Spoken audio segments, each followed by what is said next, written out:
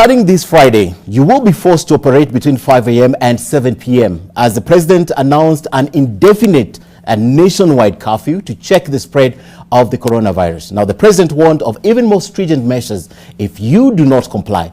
NTV's Kenneth Muredi reports on the additional measures to keep the virus at bay and to relieve the pain it has brought upon the country. Friday evenings have for the longest time been associated with merrymaking for some, and for others an intimate time for family outside the house as they try to enjoy some of what they have already made within the week. But that will soon change. President Uhuru Kenyatta has announced an indefinite curfew that will soon change the way people have been behaving in an effort to combat the fast-raging coronavirus. That effective Friday, 27th March 2020, there will be a daily curfew from 7 p.m. to 5 a.m. in the morning. And this shall be in effect in the territory of the Republic of Kenya. According to President Kenyatta, the measures have been necessitated by the fact that Kenyans have largely ignored calls to stay at home, warning that a complete lockdown was not off the table.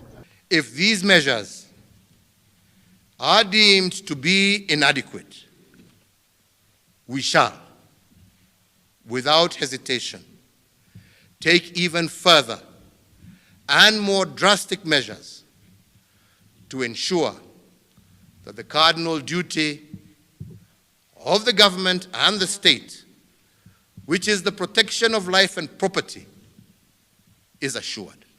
Those in the critical and essential services and to be allowed to operate past 7 o'clock are medical professionals and health workers, national security officers, public health and sanitation officers in the county governments, licensed pharmacies and drug stores, licensed broadcasters and media houses, Kenya Power and Lighting Company, food dealers, distributors, wholesalers and transporters of farm produce, licensed supermarkets, mini markets and hypermarkets, licensed distributors and retailers of petroleum and oil products and lubricants, licensed telecommunication operators and service providers, licensed banks, financial institutions and payment financial services, fire brigade and other emergency response services, and licensed security firms.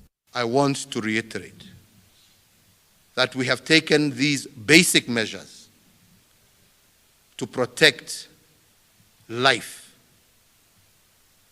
to protect the health of our citizens. Consequently, the president has called on those in public service to take a voluntary pay cut in efforts to complement government steps to combat the virus, announcing that he and his deputy will lead from the front. President and deputy president, 80%. Cabinet secretaries, 30%. Chief administrative secretaries, 30%. Principal secretaries, a reduction of 20%. I call on the other arms of government and tiers of government to join us in this national endeavor by making similar voluntary reductions. With the knowledge of the adverse effects the virus has on the elderly, the government has announced a reprieve to safeguard those nearing retirement. That all state and public officers with pre-existing medical conditions and or aged 50 years of age and above, serving in job group S and below, or their equivalents, to take leave or forthwith work from home.